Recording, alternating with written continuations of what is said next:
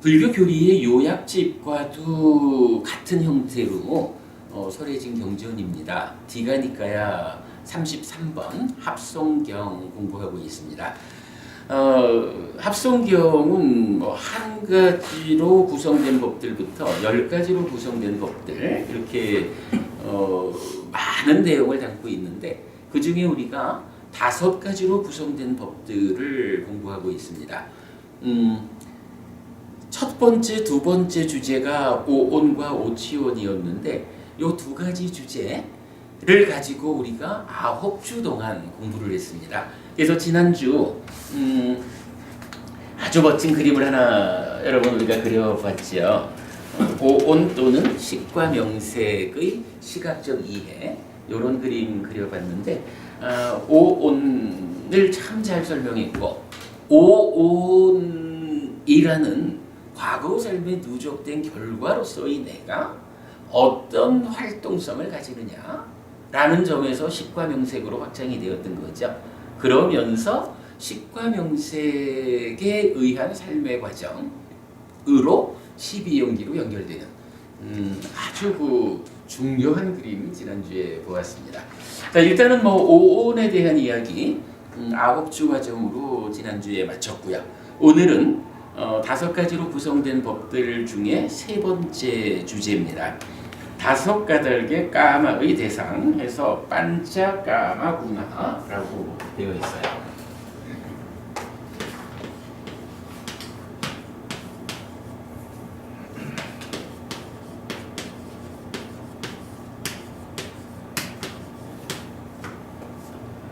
반자라는 것이 5이라는 이야기고요. 까마라고 하는 것이 이게 욕자로 번역되는 단어입니다. 그리고 구나라고 해서 이제 함께 붙여서 요 의미가 사실은 아주 요게 좀 어려운 의미예요.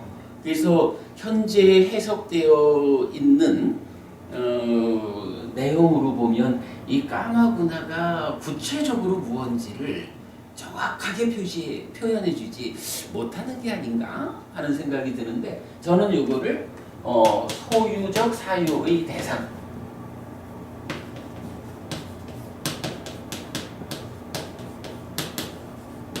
이라고 번역을 하고 있습니다. 까마구나. 그래서 5가지로 구성된 법들 중에 3번째 주제 반자까마구나 5가지 소유적 사유의 대상 이렇게 나타납니다. 자, 일단은 까마 욕이라고 하는 단어는 어떤 의미일까 하는 것을 우선 좀 보고 가겠습니다. 저기 중생들 우리가 사는 세상이 어떻게 구성되어 있죠? 우리가 사는 세상 욕계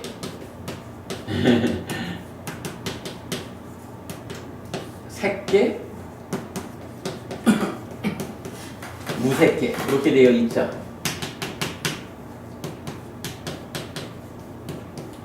그런가 하면 요 세상은 사실 어떤 구분이냐 하면 기본적으로 나라고 하는 존재가 있는 거죠. 근데 이 나는 어떻게 구성되죠? 몸과 마음 이렇게 보아야 되죠. 마음이라는 거는 일단 눈에 보이는 게 아니니까 그냥 잘 몰라도 분명한 거 하나는 몸 안에 있는 거죠. 몸과 마음 서로 조건되기 때문에 마음이 몸 떠나서 혼자 존재하진 않죠. 그래서 무언가 그냥 표현으로 하자면 마음이라는 것이 몸 안에 있다 이렇게 봐야겠죠. 그리고 요게 함께한 요 상태를 나라고 부르는 거죠. 근데요 삶을 설명하는 데는 이렇게 몸과 마음으로 함께 이루어진 나라고 하는 요것만 가지고 나의 존재 상태를 정확하게 설명하지 못한다라는 문제가 하나 있어요. 그러면 나의 삶에는 몸과 마음 요거 말고 또 어떤 점이 있을까? 라고 할 때 이제 부처님이 가장 주목하는 부분이 소유라는 개념을 말하는 거예요. 내 거야 이건. 어쨌든 좋은 거는 다 내 거 해야 되겠어. 요 내 거라고 하는 요 개념이 사실은요. 정말 중요하다. 이건 어쨌든 내 목숨처럼 중요한 거예요. 이런 것들도 있잖아요. 그런 거는 그걸 뺏으려고 하면은 목숨 걸고 버티다가 마지막 목숨을 내놔야 할 그 순간에서 놓기도 하고 경우에 따라서는 그걸 지키느라고 목숨을 내걸기도 하죠. 몸과 마음이라고 하는 나라는 게 있지만 이런 나를 둘러싸고 있는 또 하나의 것이 있는 거죠. 그걸 뭐라고 부르냐 하면 소유라는 거죠. 자, 이럴 때 이것도 좀 비슷한 표현으로 해보면 몸과 마음이 하나로 되어 있는 요거는 나잖아요. 이때 그 안에 마음이라는 것을 하나 설정해서 본다면 요 마음은 뭐라고 말할 수 있을까요? 보통은 몸보다는 마음이 몸 데리고 살아가는 이런 측면이 있죠. 이 마음이야말로 나의 자아지뭐 요렇게도 충분히 설명할 수 있는 거죠. 나의 존재 상황을 말할 때 몸 안에 있는 잘 확인되진 않지만 그 마음이라고 부르는 그거, 야 요거야말로 나의 자아지 뭐 요런 어떤 관념, 집착이 있겠죠. 그리고 몸까지를 싸잡아가지고 이게 납니다, 나예요 이게 라고 하는 나라는 집착, 나라는 어떤 관념, 붙잡음 이런 게 있겠죠. 그런가 하면 이 나에다가 몸과 마음으로 이루어진 여기에다가 내 옷이야 이건 누구도 못 줘 뭐 하는 소유라는 것까지를 더 씌워가지고 이걸로 내 삶을 잡는데 이때 이제 소유라는 것은 어떻게 말하나요? 나의 것 이렇게 말할 수 있겠죠. 요런 나에 대한 이해를 놓고 요 욕계라고 하는 세상은 이런 내 겁니다라고 하는 소유가 몸과 마음으로 이루어진 나라는 존재를 덧씌우고 있는 것. 그리고 이 소유가 얼마나 강하냐에 따라서 100% 이 세상 모든 거 다 내 거야.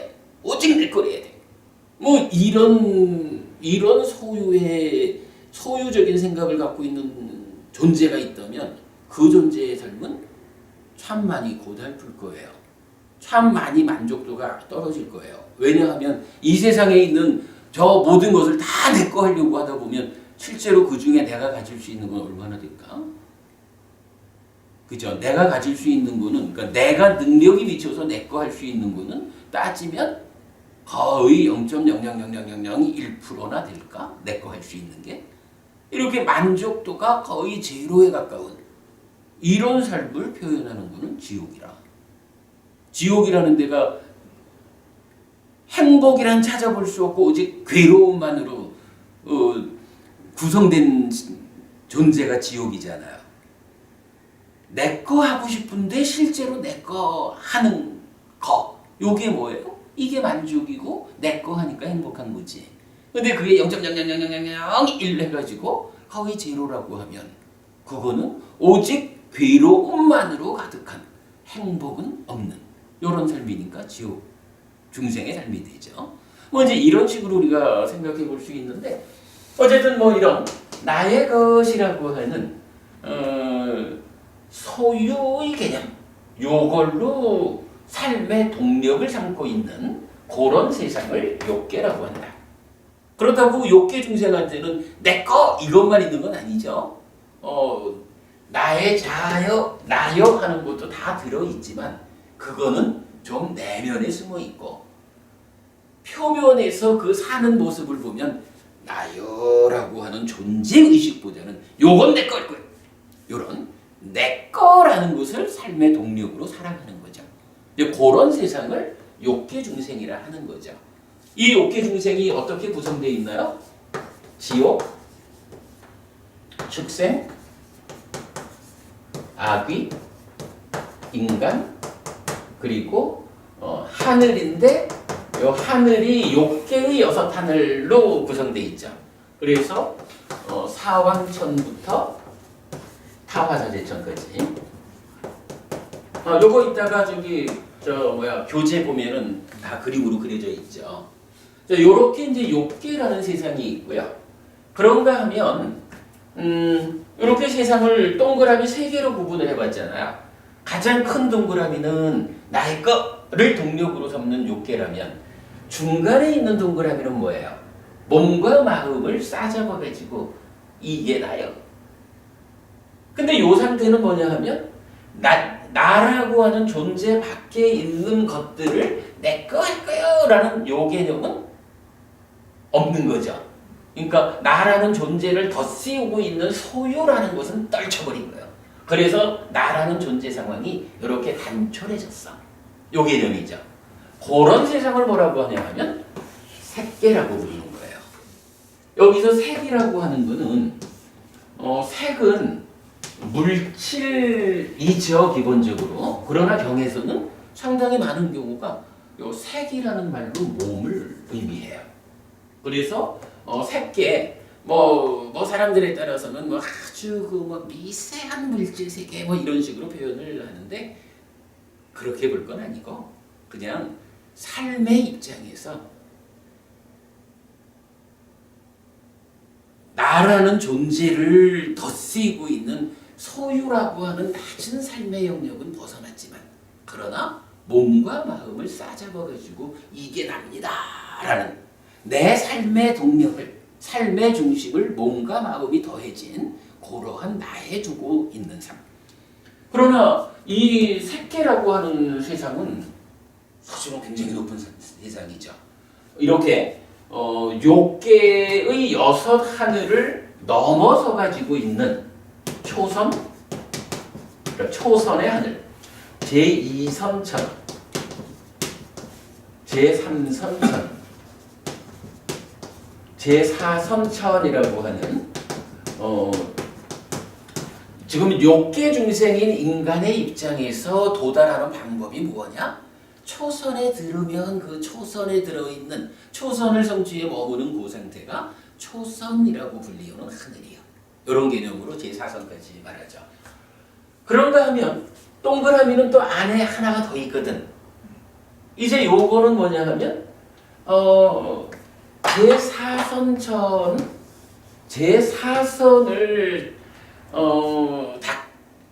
제4선의 상태에서 삼매를 닦아 나갈 때 보면 이런 이야기가 나타나요. 와, 몸이라는 거 요렇게 그냥 보잘것없는 건데 마음이라고 하는 것은 여기서 이제 식이에요. 마음이라고 하는 것은 이렇게 훌륭한 건데 야, 내가 그걸 모르고 이 마음이 몸에 의지하고 묶여 있었구나 라고 몸과 마음의 관계를 직접 보는 그 수행의 상태가 나타나거든요. 제4선.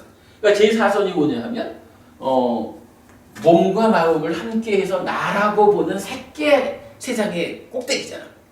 이런 몸과 마음을 싸잡아서 나라고 보는 그러한 존재 상황의 꼭대기까지로 삶이 향상하면 거기 가서 비로소 이야, 몸이라는 게 진짜 좋은 건 줄 알고 예를 들어서 우리 그 얘기 많이 했죠. 유물로 나온 뭐예요? 마음이라는 것은 몸으로 이루어진 인간의 삶의 과정에서 2차적으로 생겨난 게 마음이요. 이런 걸로 보면 몸이라는 건 이렇게 귀하고 훌륭하고 내 삶의 중심이지 뭐. 그러나 마음이라고 하는 요거야 거기 몸에서 생겨난 별 볼 일 없는 거지 뭐. 이렇게 보았을 거 아니에요. 그런데 제4선천에 가서 좀 더 향상한 눈으로 보면 사실은 그게 아니고 몸이라는 거 요거 물질로 된 거고 부모에게서 받은 거고 무상한 거고 죽으면 다른 생명의 먹이가 되어 먹이에 불과한 거기에 비해서 마음이라는 것은 이렇게 보석 같은 거구나. 이제 이렇게 몸과 마음에 대해서 다르게 보는 그런 시각이 생겨나는 거죠. 그런 상태가 되면 이제 여기서 어떻게 되겠어요? 마음이라는 게 이렇게 귀하고 몸이라는 것은 이렇게 별 볼 일 없는데 요계에서는 뭐 아예 보지도 못했지만 색계라고 하는 요 때는 이걸 거꾸로 가가지고 몸이야말로 귀한 건 줄 알고 마음 귀한 줄 몰랐던 거죠. 따지면 이게 뭐 유물론 단견 영역이겠죠. 그런데 이제 그 꼭대기 가서 보니까 사실은 마음이 훨씬 귀한 거예요. 이걸 보게 되면 어떻게 돼요? 이제 더 이상 몸에 중심을 둔, 그죠? 몸이 훨씬 귀한 건 줄 알을 때는 몸에 중심을 두고 사는 거지 뭐. 그런데 가서 보니까 몸보다는 마음이 훨씬 귀한 거예요.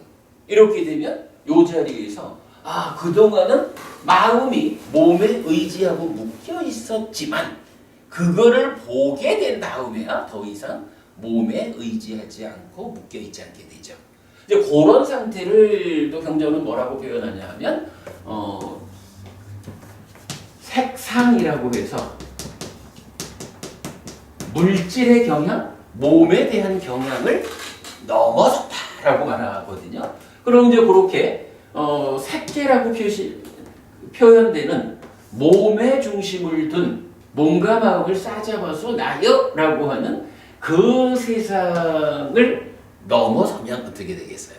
이제부터는 몸이라는 그거야 뭐 별거 있나. 사실은 몸과 마음으로 구성된 이 중에 정말 알갱이는 몸이 아니고 마음이요. 이렇게 보게 되는 거죠. 그런 상태를 뭐라 하겠어요? 몸 이거? 아이고 야야 몸은 거 별거 아니야.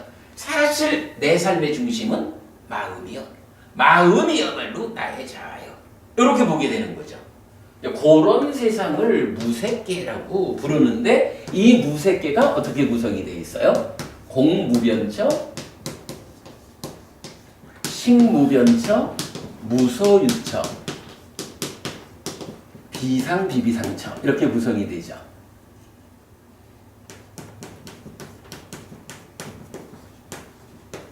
이렇게 욕계, 색계, 무색계라고 하는 세상이 설명이 되는 거예요. 자, 이렇게 되면 이걸 이제 거꾸로 보면 이래 되는 거죠. 무색계는 어떤 세상일까? 라고 하니 마음을 삶의 중심에 둔 마음이야말로 이게 나의 자아지 이렇게 보는 그런 세상이죠. 색계라고 하는 세상은 그거보다는 이제 조금 삶의 수준이 낮아져 가지고 이 물질로 된 이런 뭐 보잘것없는 마음까지를 묶어 가지고 몸과 마음이 더해진 상태로서 나여 이렇게 보는 조금은 낮아진 상태죠. 그런가 하면 이제 욕계라는 세상은 뭐예요? 이게 그래도 몸과 마음 가지고 나여 나의 삶 내가 이렇게 소중한 거요 라는 요 정도의 삶만 해도 훌륭한 삶이다. 그런데 문제는 그게 조금 더 오염이 심해지면 낮아진 삶으로 오면 여기에 이제 한 가지가 더해지죠. 몸과 마음으로 이루어진 나에다가 이제 소유라는 개념이 더해진 거죠.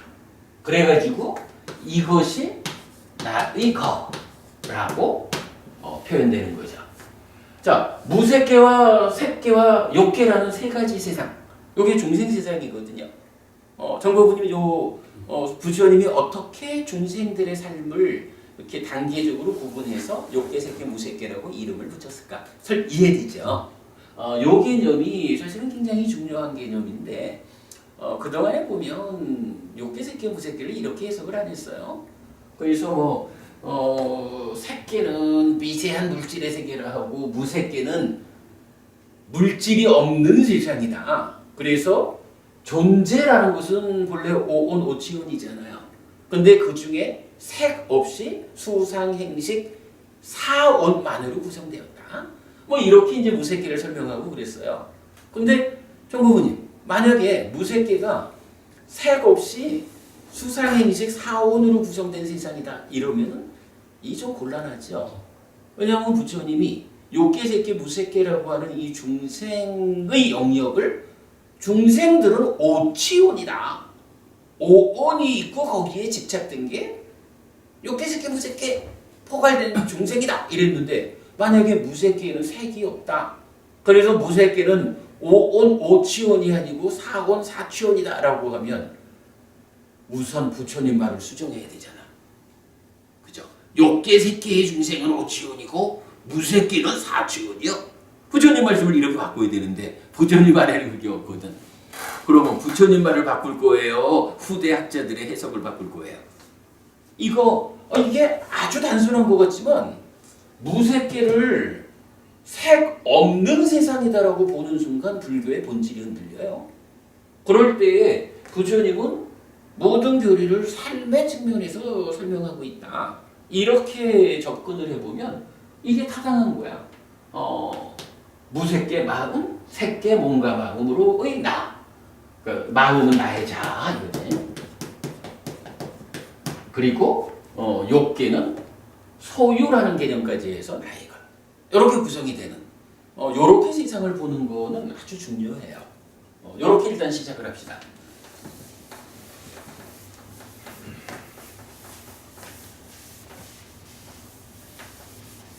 그런데 이런 욕계, 색계, 무색계라고 하는 중생 세상을 이제 또 중생의 삶의 입장에서 조금 다르게 분류하는 방법이 하나 있어요.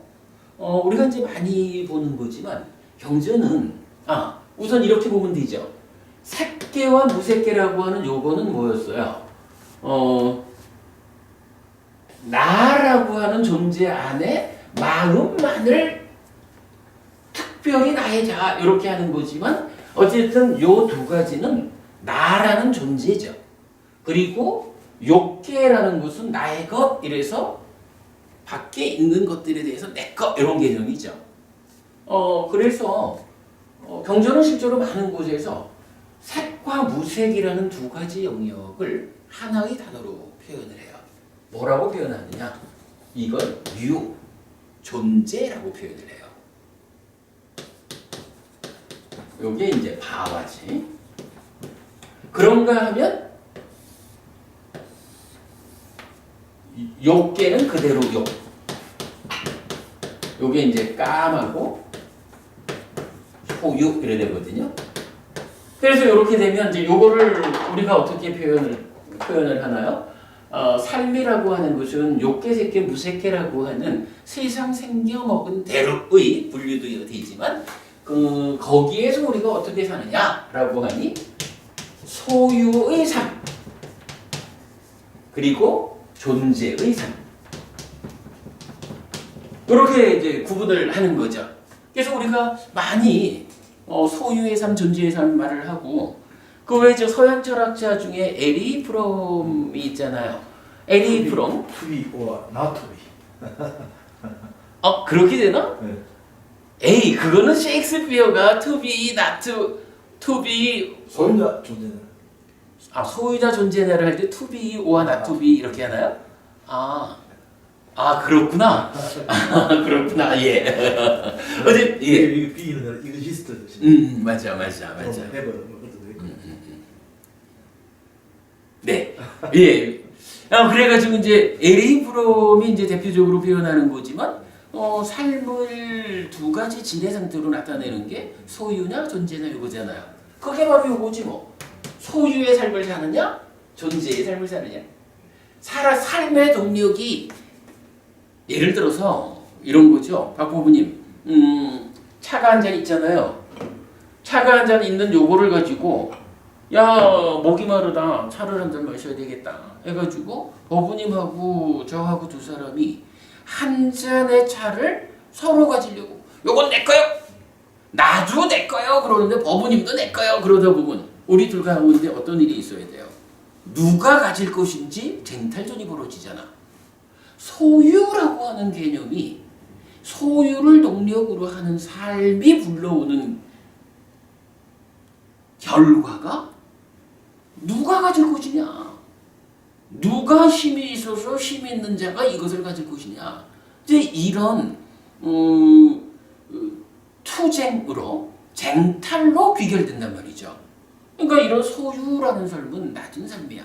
그러나 이제 어부님하고 저하고가 가운데 소유라는 차가 한 잔 있어.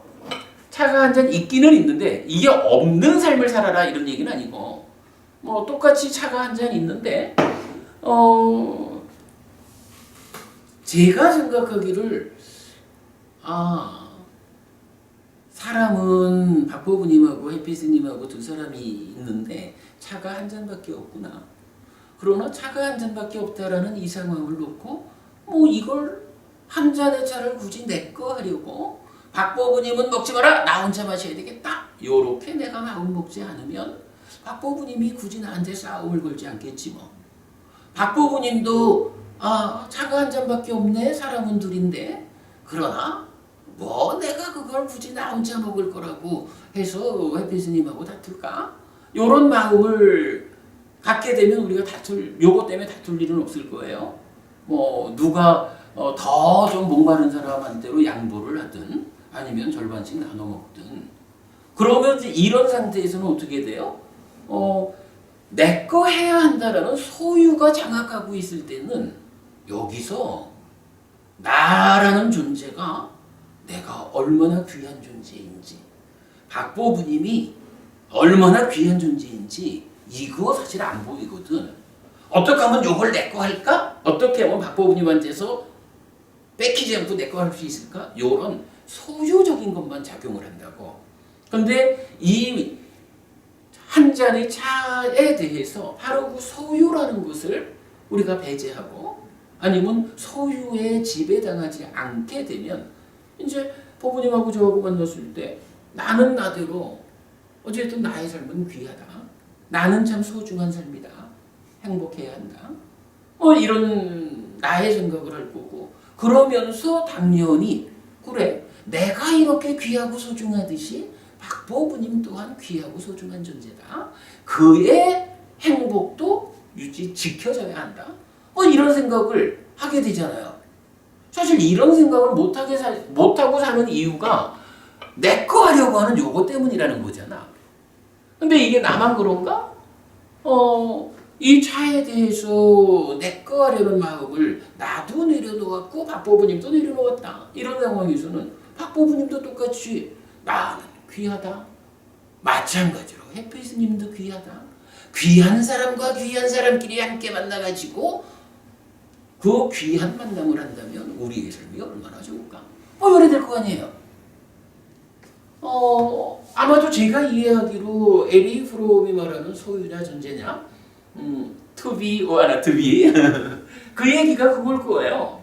우리의 삶을 무언가 중간에 끼어 있는 것을 내 거 하려는, 소유하려는 데 동력을 두는 삶을 사느라고 쟁탈전을 벌이다가 서로 괴로울 것이냐, 아니면 그 있는 것은 있는 그대로 두고 이것에 대해서 소유라는 것에 우리가 끌려가지 않으면 우리 두 사람의 이 사이에서 소유 때문에 생겨나는 모든 문제가 생겨나지 않고 그 소유라는 개념이 배제되는 순간, 우와 참 귀한 분입니다, 나도 그만큼 귀합니다 라고 각각이 존재의 귀함을 드러내는, 그러면 우리들 사이에 다툴 일이 없고 우리들 사이의 만남이 얼마나 행복을 가져올까? 그런 거 아니겠어요? 그걸 이제 부처님은 그러니까 까마, 소유의 삶, 바와 존재의 삶, 이렇게 표현하는 거거든요. 그럴 때에 이제 존재의 삶은 욕계와 무색계, 이 두 가지를 포함해서 하는 말이죠. 자, 이럴 때 이제 여기서 우리가 사실은 꼭 좀 보아야 되는 거는 요 삶이 지금 누구의 삶일까라는 거예요. 욕계, 새끼, 무새끼든 소유의 삶이든 존재의 삶이든 이 삶은 누구의 삶이냐라고 하면 이게 중생의 삶이야. 그치? 지금 이게 우리가 욕계, 새끼, 무새끼라는 3계를 얘기할 때 누구 얘기를 한 거예요? 중생들의 사는 세상이 어떻게 구성되었을까? 요 얘기한 거죠. 이게 중생의 삶이라면 중생의 삶은 무엇으로 대표되나요? 중생의 삶은 사실은 두 가지로 대표가 되는 거예요. 한 가지는 뭐니 해도 탐진치라고 하는 탐진치 삼독, 내 마음의 오영원, 탐진치의 영향권 안에서 살아가는 존재를 중생이라고 하거든요. 그런가 하면 이런 탐진치에 의해서 욕계, 새계, 무새끼든 소유의 삶이든 존재의 삶이든 이런 중생의 영역에 있으면 어떤 일을 겪어야 하느냐 하면 태어나야 하고 늙어야 하고 죽어야 한다라는 윤회한다라는 이런 아픔을 극복하지 못한 영역이라고. 그래서 이게 이제 중생의 삶을 나타내는 아주 그 대표적인 표현이에요. 중생이 사는 세상, 삶의 토대가 어떻게 구성되었을까? 욕계, 새계, 무새끼입니다. 뭐 나의 자하고 나하고 나의 것입니다. 요거고. 그러한 세상은 새계, 무새끼가 합해져서 존재를 오롯하게 드러내는, 존재를 덧씌우고 있는 소유라는 것이 벗겨진 존재가 오롯이 드러난 존재의 삶. 거기에 소유가 존재를 둘러싸가지고는 어쨌든 내 거 하려고 투쟁하는 삶. 그 두 가지로 이렇게 설명이 된 거죠. 이럴 때 박고부님, 부처님은 그럼 이런 중생의 삶이라는 것을 놓고 부처님이 지시하는 삶은 어떤 삶인가요? 우리 보고 어째 지금 우리가 중생이잖아. 중생인 우리 보고 어떻게 살라는 것이 부처님 말씀일까요? 중생의 삶을 벗어나야지. 해탈해야지. 와, 공부한 사람의 표시가 이게 아니니까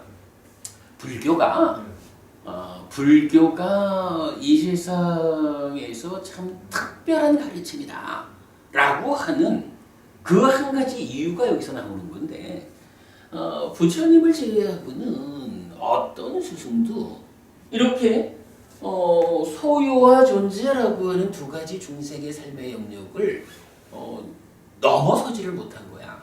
자기가 넘어서지 못하다 보니까 이 상태를 넘어선 어떤 상황을 이끌어주지를 못하는 거야. 제시할 수가 없어. 그러니까 뭐 굳이 하자면 무언가 사실 아닌 어떤 것을 설정해가지고 창조주 이런 식으로 이제 설명을 할 뿐이지 사실 이야기가 아니잖아요. 오직 부처님 한 사람만이 사는 방법이 또 하나 있다. 그죠? 사는 방법이 지금 소유적인 삶이냐 존재적인 삶이냐. 한 잔의 차를 가지고 내가 먹으려고 투쟁하는 삶이냐 아니면 그 소유라는 개념 내려놓고 존재의 그 귀함을 오롯이 드러낸 삶이냐. 이 두 가지 삶이 일반적인데 그거 말고 또 하나의 삶이 있다 라는 거예요. 그게 어떤 삶이냐라고 하니, 자, 중생의 삶이라는 것은 기본적으로 탐진치의 영향 위에서 생노사라고 하는 윤회하는 삶이잖아. 그래서 죽으면 또다시 태어나가지고 늙고 죽음을 반복하는 이런 삶인데, 부처님이 하나를 더 제시하는 삶은 탐진치라고 하는 이 원인으로부터 이 원인을 해소하자. 그래서 윤회하지 않는 삶을 살자. 이래가지고 이런 탐진치의 해소에 의해서 윤회에서 벗어난 이런 삶을 부처님이 지시하는데 그 삶이 해탈된 삶이다.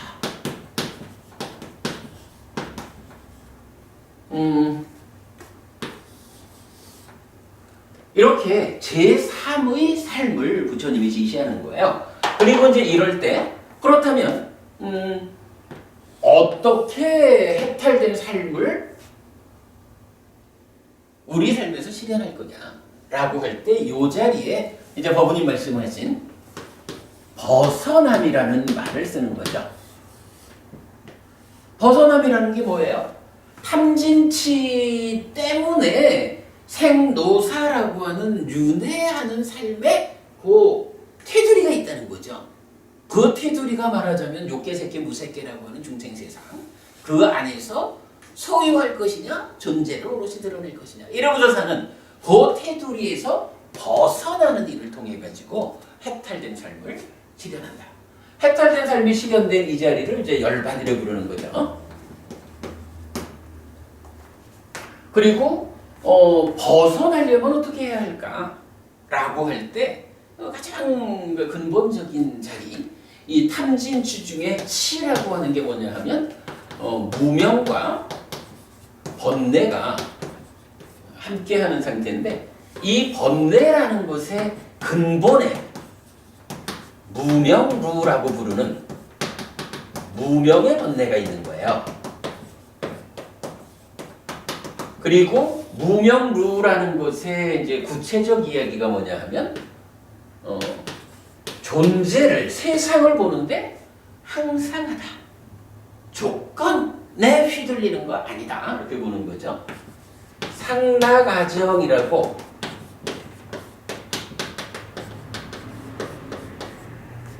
이 아트만으로 대표되는 그러니까 세상을 어떻게 보느냐, 존재하는 것을 어떻게 보느냐, 상락아정이에요. 항상 하는 것이고 불만족이 없는 거고, 이거는 참된 거예요.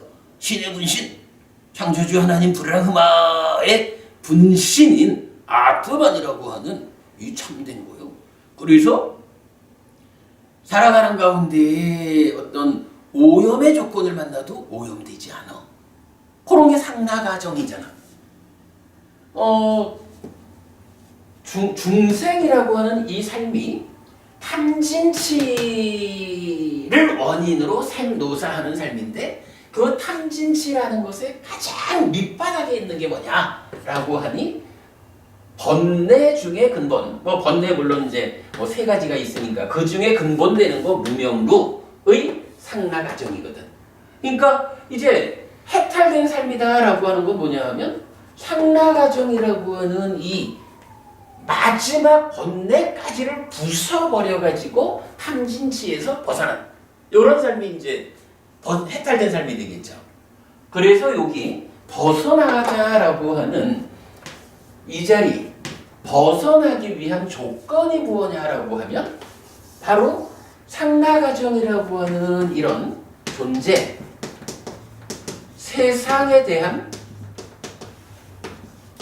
오해적, 세상을 잘못 보는 거죠. 이런 존재나 세상에 대한 오해를 떨쳐내는 거거든. 그래서 여기에 뭐가 들어가요? 존재를 오해하지 말고 있는 그대로 보자. 네, 바로 그거죠. 여실지견이라고 하는 게 이 자리의 조건이 되는 거라. 실답게 있는 그대로 알고 본다. 요거 하려면 우리 최근에 공부한 바로는 그렇죠. 일단 삼매를 성취해야 되죠. 삼매를 닦는 과정에 법이 드러나면 그 드러나는 법에 대해서 생겨나고 유지되고 없어지는 것을 직접 본다 이거죠. 아니, 생겨나고 유지되고 없어지는 걸 직접 보는데 어떻게 그게 항상하다고? 내가 보면서야, 그지? 보지 못할 때야 뭐 사람들이 아트만이요, 항상한 거요, 이렇게 말하면 그런 줄 알았다가도 이제 부처님이 안내하는 수행 방법에 의해서 삼매에 들어가지고 법이 드러나면 그 드러나는 법에 생겨나고 유지되고 없어지는 그 과정을 직접 보는, 요걸 뭐라 그래요? 법의 윗바사나, 담마 윗바사나잖아. 그렇게 직접 보면 어떻게? 직접 보는 그 일에 의해서 바로 있는 그대로. 사실은 상락아정이 아니라 무상고 무하여라는 거죠. 무상고 무아라고 하는 더 말하면 부정거지. 무상고부와 부정이라고 하는 존재의 실상 그대로 알고 보는 요 상황까지를 가면 그때 이제 본격적으로 중생이라고 하는 탐진치를 생노사를 특징으로 하는 그러한 삶에서 벗어남의 과정에 들어갔다. 이렇게 말하는 거죠. 뭐 참고적으로 말하자면 이렇게 벗어남의 영역에 온 사람을 경에서는 뭐라고 불러요? 유학이라고 부르죠. 그러니까 따지면 우리가 지금 공부하고 있지만 사실 우리는 불교의 본격적인 공부 영역에 들어가 있지는 않아요. 왜냐하면 유학, 공부하는 자를 부처님은 이런 여실직연에 의해서 벗어남의 영역에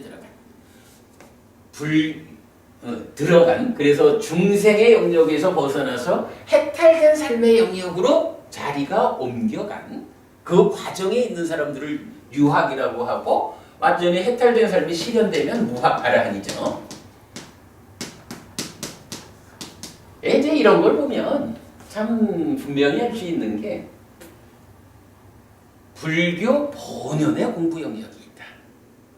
이 중생의 영역에서 어떻게 하면 좀 더 나은 삶을 살까라고 하는 것은 다른 스승들의 가르침으로도 올라갈 수 있지만 이러한 중생의 삶에서 중생의 삶의 영역에 있기 때문에 탐진치 그래서 윤회해야 하는 이 삶에서 벗어나서 해탈된 삶을 실현하자, 열반을 실현하자 하는 이 불교만의 영역, 요 자리가 불교 공부의 본연의 자리다.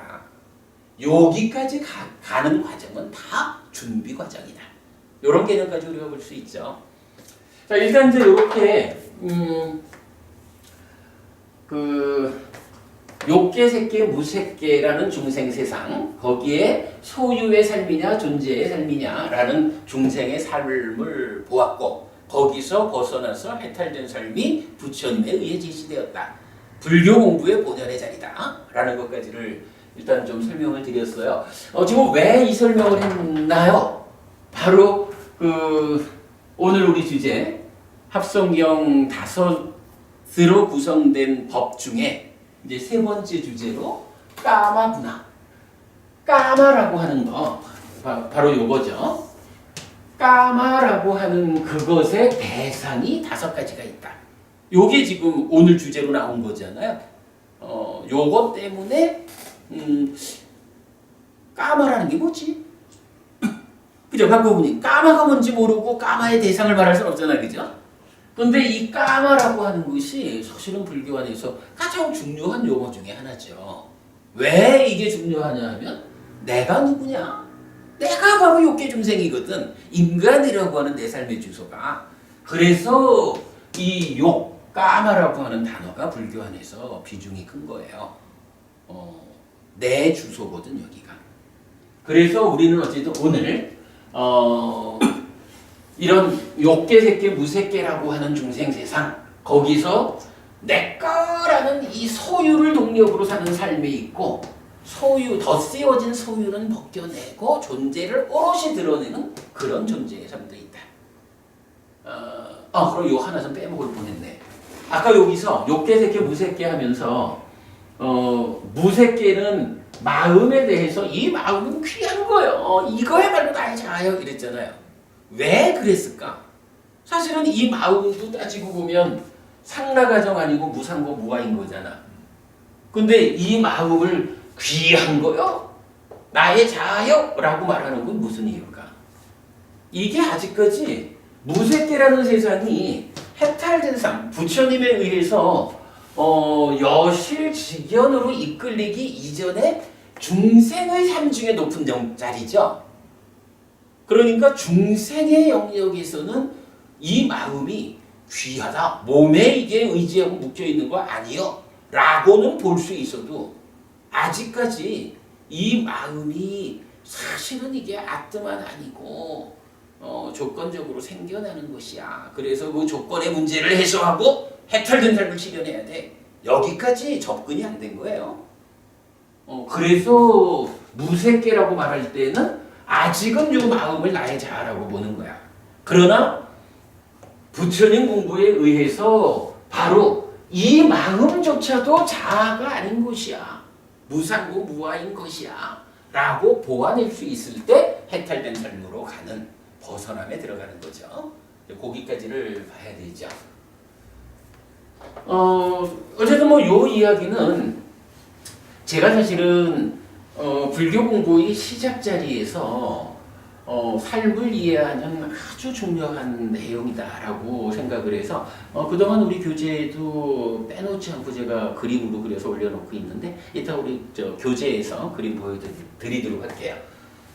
자, 어쨌든 그 삶에 대한 이야기를 통해서 까마, 소유라는 게 뭐다? 라는 걸 일단 본 겁니다. 이제 내 거라고, 내 거 하는 요런 동력, 그게 소유예요.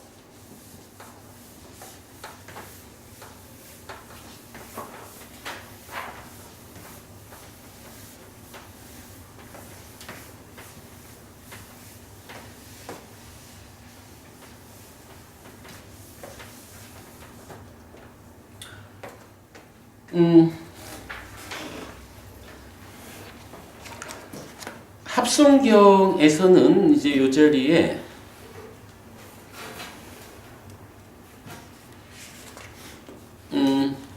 그대로 이제 다섯 가지의 그 까마의 대상으로만 해서 이제 5가지가 나와 있는데 요게 이제 어떻게 경전에서는 나와 있냐 하면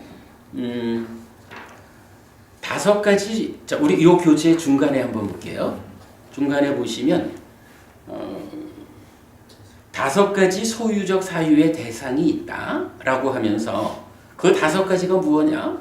원하고 좋아하고 마음에 들고 사랑스럽고 소유적 사유를 수반하며 매혹적인 안으로 인식되는 색들, 이로 인식되는 성들, 비로 인식되는 향들, 설로 인식되는 미들, 원하고 좋아하고 마음에 들고 사랑스럽고 소유적 사유를 수반하며 매혹적인 신으로 인식되는 족들, 이렇게 5가지가 나와 있어요. 지금 이제 내용을 보면 우리가 늘 말하는 그 마음이 몸과 함께 세상을 만나는 이야기, 요 감각작용 부분을 말하고 있죠. 그래서 뭐라고 말을 했냐 하면 원하고 좋아하고 마음에 들고 사랑스럽고 소유적 사유를 수반하며 매혹적인 것이 있다 이거야. 근데 그게 뭐냐 하면 안으로 인식되는 색들, 이렇게 말한 거죠. 요거 뭔가요? 안과 색을 조건으로 안식이 있다라고 하는 요 자리네. 그죠? 그런데 요거를 동일하게 5개를 반복하면서 안, 이, 비, 설, 신 하고 색, 성, 향, 미, 촉, 여기까지를 말하고 있죠. 근데 여기 조금 좀 애매해. 아니, 이 자리를 말하면 늘 안, 이, 비, 설, 신의 색, 성, 향, 미, 촉, 법 이렇게 말하는 거잖아요. 그래서 6 내입처, 6 외입처 이렇게 부르는 건데 여기에서는 아예 그 5가지만을 말하고 있다고. 5가지를 말하면서 이게 까마 소유적 사유의 대상이다 이렇게 말하고 있거든. 요게 무슨 말일까? 자, 색성향 미촉 요 5가지만을 가지고 이게 반짝 까마구나. 소유적 사유의 대상 그랬는데 까마라고 하는 요거 어쨌든 뭐예요? 나의 거 이런 이야기잖아. 나의 거, 내 거라고 하는 그것의 대상이 된다 이거예요. 그죠? 그 5가지가 있는데 그게 이렇게 마음에 드는 거다 이런 얘기죠. 요 부분은 이제 우리가 어떻게 보아야 하느냐라고 하면 지난번 시간에 우리가 이 인식작용을 본 적이 있죠. 위자나티 분별해서 한다, 인식한다라는 요거는 안이비설신의 6내입처가 색성향 미적법 6외입처를 분별해 하는 거죠. 근데 요 분별작용이 내입처가 외입처를 분별한다라는 요 양자 간의 관계로 되든가요? 그렇지 않았죠. 인식작용에는 한 가지가 더 참여를 해서 3자 간의 인식이 되었죠. 그래서 이 3자 간 인식에 끼어드는 게 뭐였어요? 욕탐, 무명의, 그러니까 무명의 요소라고 부르는데 구체적으로 이게 뭐냐 하니 욕탐이었죠. 욕탐이거든. 욕탐이라는 것이 참여해가지고 안이비설신의가 욕탐의 간섭 가운데 요거 어찌 보면 우리가 저기 상에 대해서 얘기할 때 상이 뭐였어요? 안경 쓰는 거라 그랬잖아. 요것도 보면은 안이비설신의 6네이처가 나라면 욕탐이라는 게 간섭해서 본다는 건 뭐예요? 욕탐이라는 안경을 끼고 여기는가 같겠죠. 그렇게 해가지고 색성향 미적법이라는 대상을 인식한다고. 그런데 요런 관계를 놓고 무언가 색성향 미적법 이런 대상이 설명될 것 같은데 거기서 왜 하필 요 5가지만을 집어가지고 까마의 대상이라고 했을까? 까마가 무엇일까 하면 일단 소유 요 개념이란 말이에요. 소유냐 존재냐 욕계 새끼 무새끼 이쪽에서 나오는 까마 소유라는 건데 이 소유라고 하는 것이 구체적으로 우리 삶에서 어느 자리에서 어떻게 작용하는 거길래 색성향 미적 그것도 법은 빼고 5가지만을 까마의 대상이라고 할까? 요 부분이 필요하겠죠. 오늘 드린 교재를 한번 볼게요. 사실은 안구따르니까야 6의 모음의 63번 꿰뚜름경이에요. 니페디카 숙당 해서 깨뜨름에 속한 거 뭐 이렇게 이제 말할 수가 있을 텐데 굉장히 좀 안구따르니까야 중에서는 제법 긴 경인데 그 중에 까마와 관련한 부분만 일단 좀 새로 번역을 해서 드렸거든요. 자, 경전을 한번 보겠습니다. 비구들이요, 소유의 삶은 알려져야 하는 것이다. 소유의 삶의 원인과 근원은 알려져야 하는 것이다. 소유의 삶의 차별은 알려져야 하는 것이다. 소유의 삶의 보는 알려져야 하는 것이다. 소유적 사유의 멸은 알려져야 하는 것이다. 소유적 사유의 멸로 이끄는 실천은 알려져야 하는 것이다. 라고 이렇게 말했다. 그러면 무엇을 조건으로 이렇게 말했는가? 비구들이요, 이런 5가지 소유적 사유의 대상이 있다. 이제 이 주제가 나오는 거죠.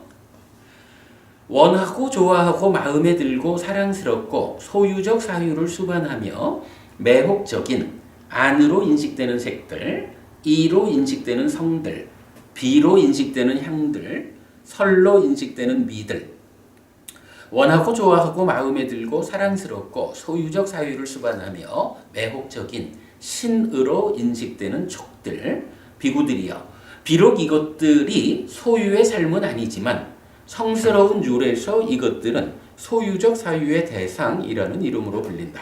이랬어요. 여기서 일단 한 가지 제가 좀 양해를 구하자면 까마라는 말을 저는 소유적 사유라고 번역을 하고 있거든요. 요거 뭐 이제 보통 보면 뭐 감각적 욕망 이렇게 번역하는 단어인데 감각적 욕망이라고 해가지고 조금 좀 완전한 의미가 되기가 좀 어려워요. 그래서 저는 요거를 소유적 사유 이렇게 보는데 요거의 복수 단어가 까마라고 이 장음으로 되거든요. 그러면 이제 이게 표현하면 소유적 사유들 이렇게 되죠. 근데 뭐 이 소유적 사유들이라는 이 표현을 저는 이게 좀 전에 우리가 봤지만 소유의 삶, 존재의 삶 이래 되잖아요. 소유적 사유들이 복수적으로 있다라는 것은 소유적 사유에 의해서 내꺼 하면서 살아가는 거. 이래가지고 저는 요거를 복수가 되었을 때는 소유의 삶 이렇게 지금 번역을 하고 있어요.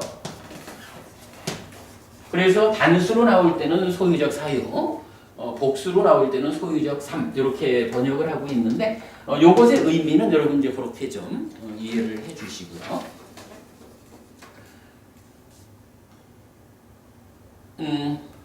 그런 상태에서 이제 보면 제일 아래쪽에 보면 비록 이것들이 소유의 삶은 아니지만 자, 이 경에서 지금 뭐라고 말했어요? 색성향 미적 법이 있다는 거죠. 색성향 미적 법이 있는데 이 각각이 원하고 좋아하고 마음에 들고 사랑스럽고 소유적 사유를 수반하고 매력적인 거래요.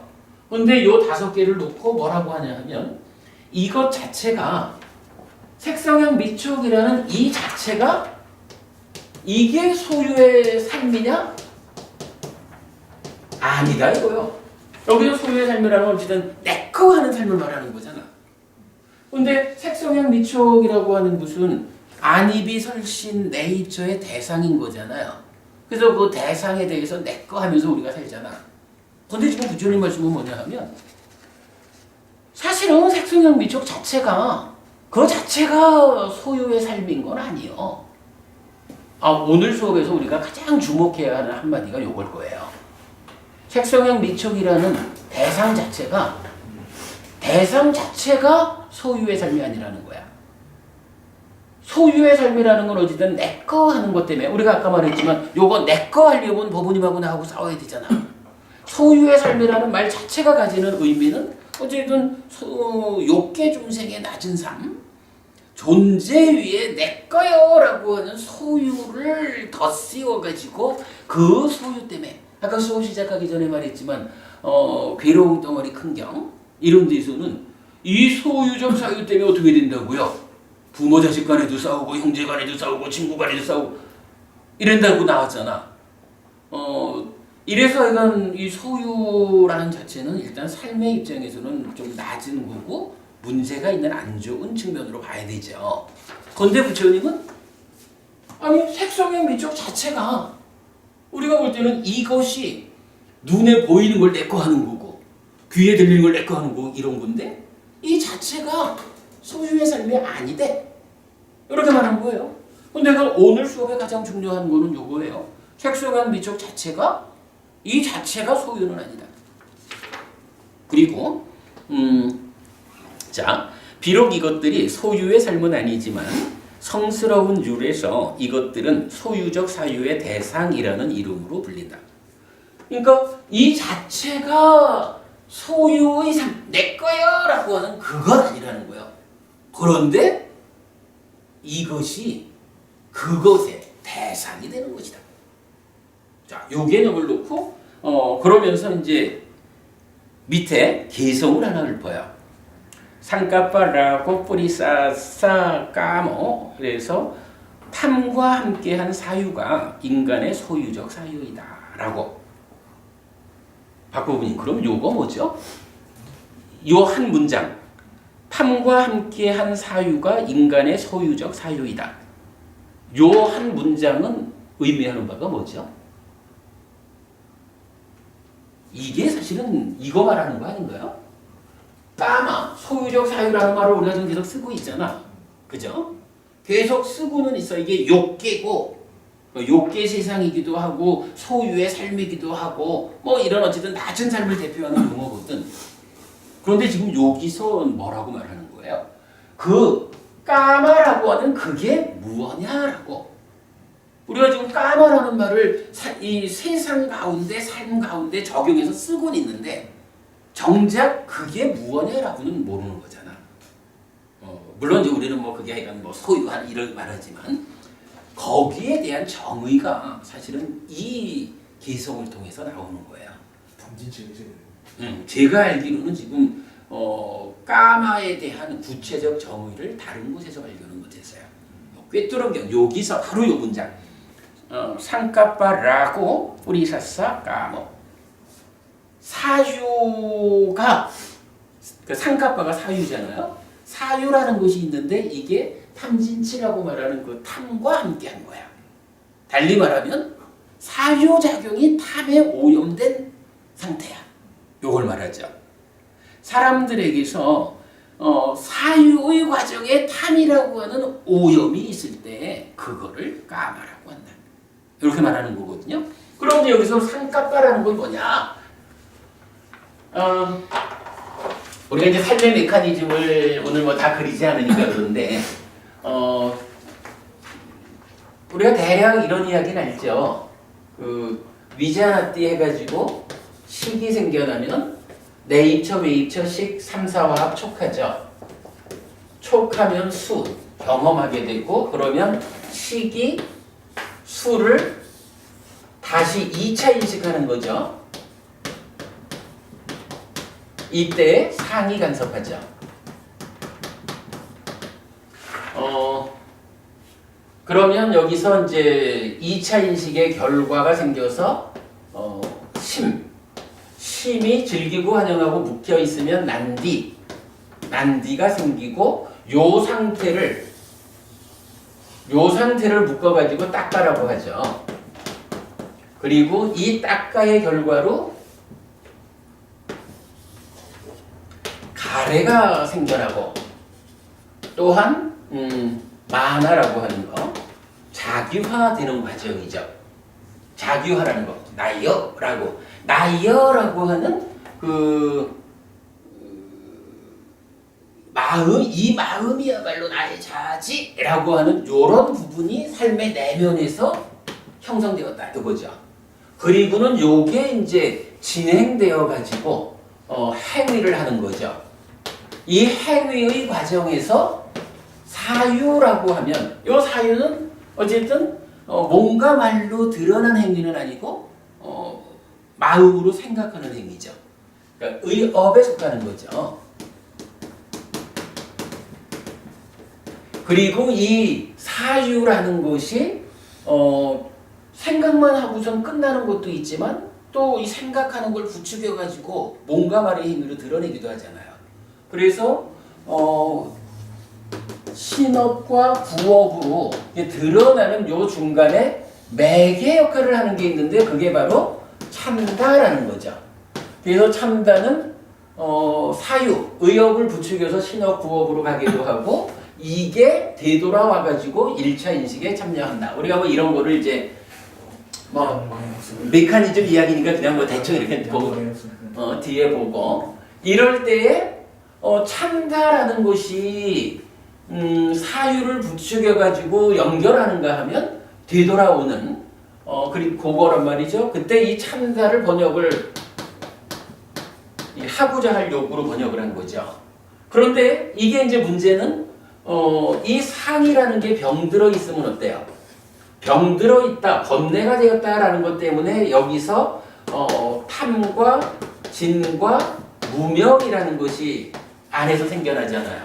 그래서 심이라고 하는 것은 식이 탐으로 부풀려진 상태다. 뭐 이래 가지고 번뇌로부터 출발하는 무명의 영향, 탐의 영향을 싣고 오는 거죠. 그래서 사유를 한다라고 하는 요것도 중생들의 사유는 어때요? 무명의 영향을 받은 탐이 함께한 사유죠. 그러니까 무언가 우리가 어떤 생각을 한다. 생각을 할 때 거기에도 요거는 좋은 거니까 붙잡아야 하는 뭐 요런 그 탐이라고 하는 것이 함께한 중생의 사유를 하는 거죠. 그래서 중생한테는 이 사유가 표현하자면 위드탐 이렇게 되는 거죠. 대표적으로 위드탐 이렇게 된다고.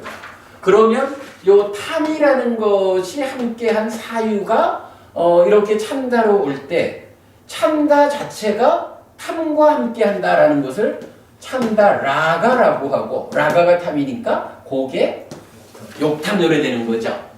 그래서 욕탐이 이렇게 돌아온다고요. 이때 이 욕탐을 무명의 요소라고 하는 건 뭔가요? 바로 요 무명의 영향 위에 있는 거기 때문에 무명의 요소 이렇게 말하죠. 요런 이제 우리가 나중에 공부할 생각을 좀 전제하고 보면 여기서 지금 뭐라 그랬어요? 상까빠 라가 그러니까 사유가 탐과 함께한 상태. 요것이 뭐냐? 까마다. 그랬죠. 그러면 이게 바로 뭐예요? 지금 여기서 말한 사유 위드 탐. 사유 위드 탐. 요게 그대로 그거죠. 우리가 생각을 하는데 이 생각의 탐이라는 것이 중생이다 보니까 함께 하고 있어.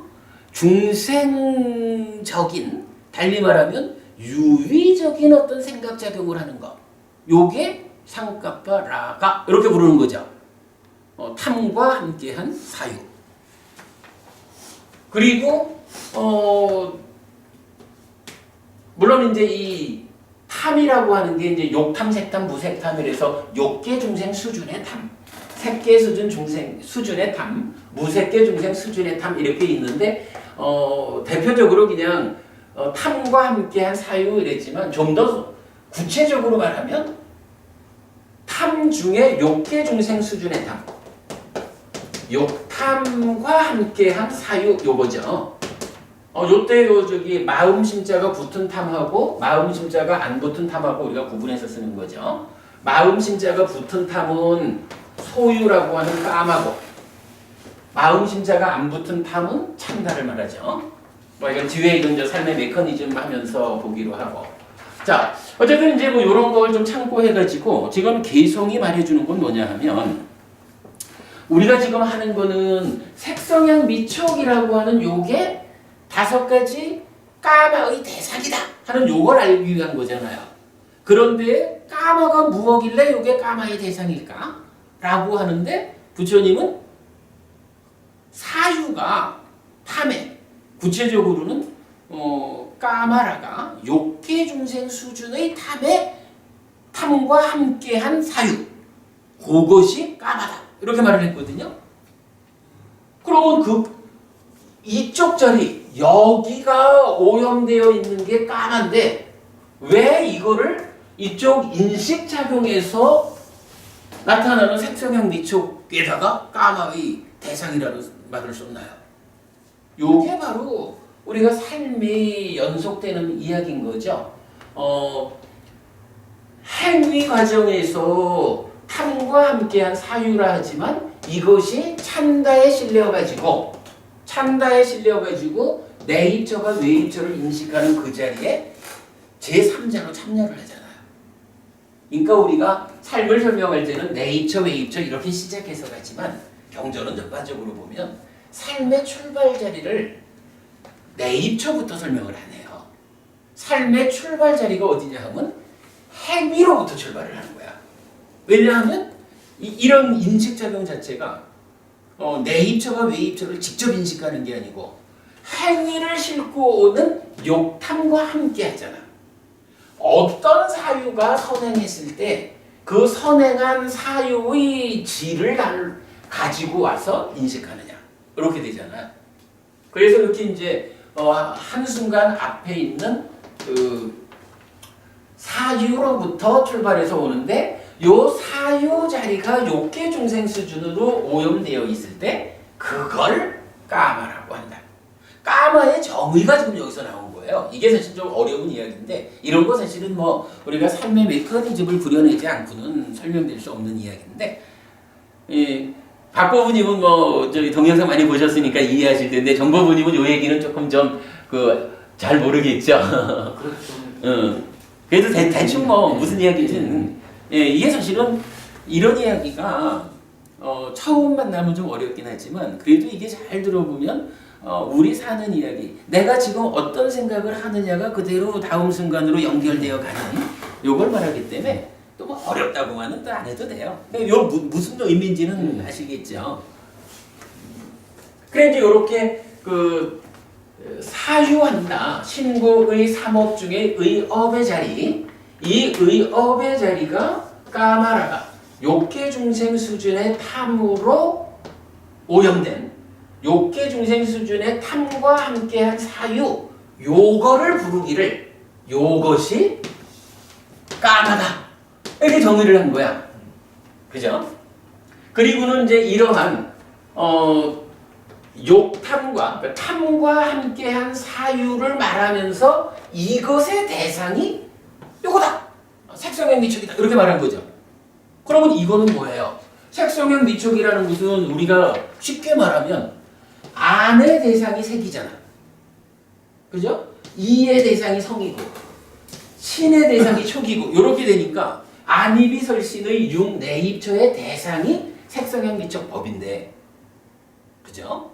근데 이거를 지금 경전은 색성형 미촉이라는 이 5가지가 안입이설신의 대상이다라고 말하지를 않고, 그렇다고 뭐 이거의 대상이 아니라는 건 아니야. 뭐 분명히 이거에 뭐 당연히 눈으로 보는 게 색은 안의 대상이지 뭐. 그런데 이거는 이제 말하자면 어떤 기계적인, 그죠? 기계적으로 보는 자와 보이는 자 이런 거라면 우리가 중요한 개념, 이 상이라고 하는 것을 어떻게 말하죠? 상은 경향이야. 그런데 이 경향이라는 것이 삶의 질을 결정해. 이 얘기를 우리가 많이 하는 거잖아. 우리가 욕계 중생 수준의 삶을 살래, 색계 중생 수준의 삶을 살래, 우리가 짐승 수준의 삶을 살래, 인간 수준의 삶을 살래, 뭐 이런 정보부님 사실은 우리가 이렇게 삶의 질을 높이려고 공부하는 거죠. 눈으로 해피스님의 눈으로 정보부님을 본다 이거야 뭐. 부처님이 설명 안 해줘도 우리가 아는 거거든. 그런데 해피스님이 눈이 되어가지고 정보부님을 보면 요렇게 보는 일을 통해서 어떻게 괴로움을 만들지 않고 행복을 만들까? 어떻게 삶의 질을 끌어올릴까? 요거는 부처님한테 배우지 않고는 어렵다고. 그죠? 사실은 중요한 개념이 삶의 질이라는 개념이라고.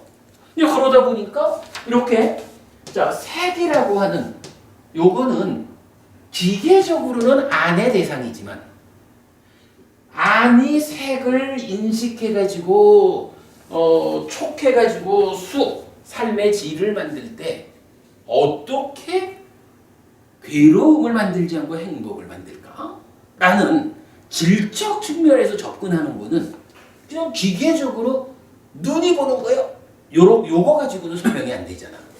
그죠? 분명히 불교가 말하는 것은 눈으로 색을 보는데 어떻게 보면 그 본 것의 결과로 행복을 만들 거냐? 요게 불교 공부하는 이유잖아. 그죠? 근데 그 측면, 행복을 만들자라는 삶의 질의 측면에서 이제 부처님은 자, 주목해라.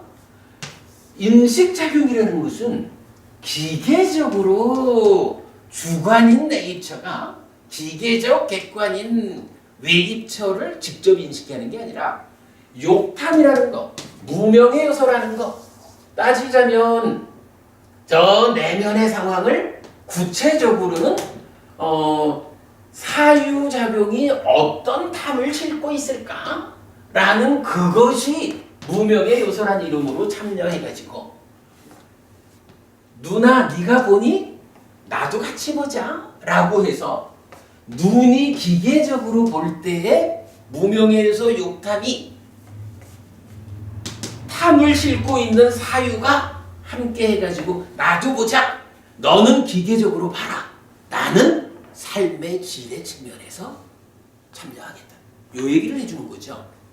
요 얘기 바꿔보니 요 얘기 타당하죠. 그렇게 되면 어때요? 색이라고 하는 거는 2가지 측면에서 말할 수 있죠. 한 가지 측면에서는 안의 대상이죠. 또 한 가지 측면에서는 욕탐의 대상이고 욕탐 그대로 까마라고 하는 탐과 함께한 사유의 대상이다. 이렇게 말할 수가 있죠. 요거 답이죠. 그런데 이게 이제 여기서 우리가 이제 마지막으로 봐야 되는 건 뭐예요? 아니 그렇다면 그러한 색이라고 하는 그 외입처가 한면으로는 내입처의 대상이기도 하고 한면으로는 욕탐의 대상이다. 탐과 함께한 사유의 어떤 생각을 하느냐의 대상이다. 이렇게 말하자면 그게 그대로 똑같이 안입이 설신의 6가지가 있으니까 색성향 미촉 그럼 6가지가 다 이것의 대상이어야 될 거 아니에요. 그런데 문제는 경전은 그 중에 법이라는 거는 빼고 색성향 미촉 5가지만 가지고 까마귀 대상이다 이렇게 말을 하고 있거든. 까마귀나 그죠? 요건 무슨 차이일까요? 여기서 이제 우리가 시작하면서 세상을 욕계, 색계, 무색계 이렇게 구분을 했잖아요. 그럴 때에 이 욕계라고 하는 소유라고 하는 것의 개념이 소유라는 것의 개념은 어떻게 되는 거냐 하면 일단 세상을 설명할 때 이 세상은 어떻게 구성되어 있어요? 나하고 뭐 여러 가지로 말할 수 있지만 한 가지로는 나를 중심에 놓고 보면 나하고 나 아닌 것이 세상이지 뭐. 타당해요? 정보분이? 아무리 부인이 아무리 이뻐도요. 부인은 정보부님이 아니야. 정보부님의 삶에 아주 가장 커다란 영향을 미치는 세상이요. 그렇게 봐야 되겠죠. 그러니까 정보부님이라는 내가 아내라고 하는 세상의 일부 중에 가장 큰 영향을 미치는 이 아내하고의 관계를 잘 만들어야 정보부님의 삶이 행복해지지 뭐. 세상이라는 거는 따지고 보면 이렇게 나하고 나 아닌 것들로 구성이 되어 있다고. 그럴 때 나는 어떻게 생겨 먹었어요? 나는 일단 오치원이잖아. 또는 식과명색이잖아. 그러니까 몸하고 마음하고 또는 몸과 마음이 1차적인 것이 되어서 수상사촉작의라고 하는 2차적인 것을 만들잖아. 그래서 몸과 마음이기도 하고 식과명색이기도 한 나는 이런 거거든. 그런데 이제 세상이라는 건 뭐야? 나하고 나 아닌 것. 이럴 때 나 아닌 것으로의 세상은 어떻게 구성되어 있어요? 보이는 걸로 구성되어 있거나 들리는 걸로 구성되거나 냄새 맡아지거나 맛보아지거나 느껴지거나 여기 이제 이런 정의로 보면 지금 정보부님대로 무슨 생각을 하시잖아요. 정보부님이 생각하는 그거는 색성향 미촉이라는 물질에 포함되지 않죠. 그런데 부처님이 이렇게 삶을 설명하는 데서는요. 나하고 나 아닌 것에 구분해서 나 아닌 것인 세상은 물질만으로 정의를 하고 있는 거예요. 그러니까 정보부님이 지금 어떤 생각을 한다. 정보부님 내면에서 작용되고 있는 수상사촉 작의 이런 부분은 정보부님의 입장에서 세상을 설명할 때 내 안에 수상사촉 작의 또 식 이런 물질 아닌 것들이 물질인 몸과 함께 작용하고 있다고. 그러나 내가 보는 세상에는 정보부님의 내면에 있는 물질 아닌 것 이것은 내 삶하고는 상관이 없는 거야. 연결이 안 되는 거야. 이래가지고 일단 나하고 나 아닌 것 이런 구분에서 나 아닌 것으로의 세상은 물질만으로 색성향 미촉 요 5가지로 국한이 되는 거예요. 그러면 이제 법이다라고 하는 것은 삶의 과정에서 대상이 되는 유외입처 중에 물질 아닌 것로 제한이 되겠죠. 자, 이런 측면으로 놓고 이제 까마라고 하는 요 말은 까마 이쪽 탐에 오염된 욕계 중생으로 오염된 탐이라고 하는 요것은 오직 법을 제외한 내 밖에 있는 물질로 된 것들을 제한적으로 정의하고 있다. 그 의미예요. 그래서 색성향 미촉이라고 하는 요 몸 밖에 있는 물질로 된 것들 요것만이 욕탐이라고 하는 욕계 중생 수준의 탐과 함께한 사유의 대상이 되는 것이다. 이렇게 이제 정의를 해주는 거예요. 그러니까 요 부분이 곤방제가 그 가장 중요한 내용이 이 자체가 소유의 삶은 아니지만 이랬잖아요. 따지고 보면 색성향 미촉이라는 것은 그냥 내 몸 밖의 세상은 그냥 보이는 건 보이는 대로 뭐 느껴지는 건 느껴지는 대로 그냥 존재하고 있다는 거예요. 그냥 존재하고 있을 뿐인데 요것에 내가 주목해가지고 대상으로 삼는 순간 어떻게 돼요? 대상으로 삼아서 인식작용이 일어날 때는 까마가 함께 작용해가지고 까마의 대상이 된다. 이렇게 되는 거죠. 색성향 미촉이라는 이 자체가 뭐 예를 들어서 이제 뭐 유식이나 이렇게 뭐 유식 무경 이러잖아요. 오직 식만이 있고 그 경계는 없는 것이다. 이렇게 말하잖아요. 근데 부처님은 지금 요 개송에서 그것과 전혀 다른 이야기. 아니다. 세상은 세상대로 그냥 존재한다. 그런데 그 중에 지금 내가 주목해서 나의 인식의 대상으로 된 요거는 까마의 간섭을 받았기 때문에 까마의 대상화된 거다. 요 개념으로 설명하는 거거든요. 자, 여기서 개성을 조금 맞아볼게요. 탐과 함께한 사유가 인간의 소유적 사유이다. 세상에 있는 다채로운 것들은 소유의 삶이 아니다. 자, 그러니까 이 표현이 세상에 다양한 것들이 있는 거예요. 이게 유식무경 이래가지고 오직 시계작용으로 있는 것처럼 보이는 거지 무경이요 그 자체는 없어. 이 개념 아니에요. 부처님은 분명히 세상의 존재를 인정하고 있는 거예요. 세상에 존재하고 있는 것 가운데 지금 내가 주목해서 감각 대상으로 삼으면 그것이 까마의 대상이다. 이렇게 말하는 거죠. 그 다음에 다시 탐과 함께한 사유가 인간의 소유적 사유이다. 세상에 있는 다채로운 것들은 단지 거기에 있을 뿐이다. 똑같은 얘기 반복하는 거죠. 사실은 이 개성을 우리가 주목해야 되는 것이 뭐 남의 얘기를 하는 건 좀 그렇지만 그 워낙이 그 불교계에서 유식이라는 이론이 그 영향력이 크다 보니까 뭐 유식 무경 이래가지고 세상은 실제로 없는 거고 다 시계 작용으로 발현된 거예요. 뭐 이렇게 이제 이해를 하고 있는데 부처님 생각은 그랑 전혀 달라요. 그러니까 분명히 여기서 두 번이나 세상에 있는 다채로운 것들은 소유의 삶이 아니다. 세상에 있는 다채로운 것들은 단지 거기에 있을 뿐이다. 그런데 그것이 인식 대상으로 작이 되면 그때 까마의 영향을 받아서 까마의 대상이 되는 것이다. 이렇게 말하는 거죠. 그리고 여기에서 현명한 사람은 찬다를 제어한다. 그러니까 이건 뭐예요? 현명한 사람이라는 것은 삶의 질을 높게 사는 사람이죠.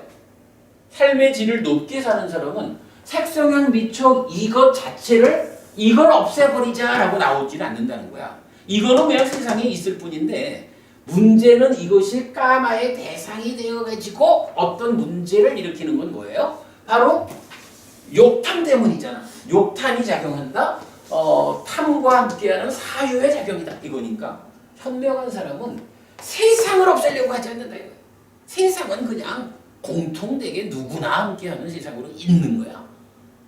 현명한 사람은 내 삶에서 괴로움을 생겨나지 않게 내 삶의 질을 끌어올리기 위해서 욕탐의 수준을 제고한다. 이것이 수행이다. 이렇게 말하는 거죠. 자, 그렇게 해가지고 그러니까 5가지 까마구나 소유적 사유의 대상이라고 하는 요거를 정의한 거로 하겠습니다. 원래는 제가 요 하나를 좀 전체적으로 1시간에 하려고 했는데 시간이 많아서 안 되겠고요. 다음 주에 어차피 지금 우리 까마에 대한 이야기는 요 한 장으로 다 결론을 짓고 가야 될 것 같거든요. 다음 수업에서 요 주제에 나머지 이야기 하겠습니다. 자, 오늘 수업은 여기까지 하겠습니다. 수고하셨습니다. 수고하셨습니다. 아니 오치원 다 끝내가지고 이제 좀 쉽게 가나 했는데 까마도 쉽질 않네. 요새 우리 사회적으로 지금 많이 네. 많다니까. 어떤? 검사들도 성폭행 피해를 네네. 하는데 예. 그런 것도 하나의 그 여자라는 하나의 세상의 존재로 보면 되는데 그렇죠. 거기에다가 자기의 그 욕탐이 맞습니다. 작용을 했기 때문에 예. 그 여자를 소유하고자 하는 그런 마음이 생겨가지고 맞습니다. 오늘 우리가 공부한 게 바로 그 얘기입니다. 예, 바로 그 얘기입니다. 그래서 바로 그 마음을 제어하는 일이 현명한 자가 하는 일이다 이거죠. 문단도 막 지금 피해를 뭐 많이 당했다 해가지고 시인들 아, 네네. 이전에도 그런 이야기 했지만 그 수십 명한테 그 성폭력을 당했다. 예, 그것도 뭐 그 시인 누구더라 이야기 나오고 지금 요새 뭐 말이 상대만 그러니까 요새 뭐 여자를 세상 그대로 놔두면 되는데 자기의 그러니까 성적 만족이라든가 그렇죠. 그렇게 작용해가지고 사회적인 문제. 그러니까 이제 바로 그 자기의 어떤 성적 욕망 그것이 욕탐으로 작용을 하는 거죠. 지금 그림이 그거죠. 그래서 자기의 성적 욕망이라고 하는 그 자기의 사유가 탐과 함께하는 사유가 욕탐이란 이름으로 앞에 앉아 있는 여인이라는 색을 인식할 때, 그러니까 그냥 내 눈앞에 한 사람이 있다 이렇게 보면 된다는 말씀이잖아요. 그런데 문제는 그런 그 성적 욕망이라고 하는 그러한 사유가 욕탐으로 와가지고 인식에 함께하니까 여인 이렇게 보지 못하고 어떻게 성적으로 좀 예, 뭐 그렇게 해야 하는 그렇지. 바로 그거네. 성적 욕망의 대상. 그렇게 되는 거죠. 그게 이제 꼭 성적 욕망뿐만 아니라 요거는 내가 가지고 싶은 대상. 요건 내가 먹고 싶은 대상. 요건 내가 듣고 싶은 대상. 요런 모두를 소유적 사유의 대상 이렇게 말하는 거죠. 그러나 다만 그때도 그 여자 자체는 문제가 있는 게 아니잖아. 여자 자체는 문제가 있는 게 아니라는 게 바로 여기서 세상은 존재한다. 아니 그보다 이것들이 소유의 삶은 아니지만 그 다채로운 것은 존재한다는. 그냥 단순히 존재하고 있는 다채로운 뿐이지. 그런데 그렇게 이제 내가 그러니까 인식하는 자의 그 잘못된 사유가 더해지면 그때는 그 사람한테는 그런 욕망의 대상이 되어버리는 거지. 아주 적절한 비유네요. 아까 보니 오늘 제가 설명은 되게 좀 제가 이게 생각 밖으로 설명이 어렵네. 근데 설명은 좀 어려웠지만 그래도 의미는 그리고 그리고 까마라는 자체가 사실 워낙에 중요한 용어인데 까마 자체가 무언지에 대해서 아는 사람이 많지 않은 것 같아요. 그리고 이게 어쨌든 또 삶의 메커니즘적으로 이 앞에 부분 여기가 전제되어 있지 않으면 이런 얘기를 할 수가 없잖아. 저도 오늘 뒷부분으로 가면서는 설명하기가 되게 좀 어렵더라고. 아유 잘하십니다.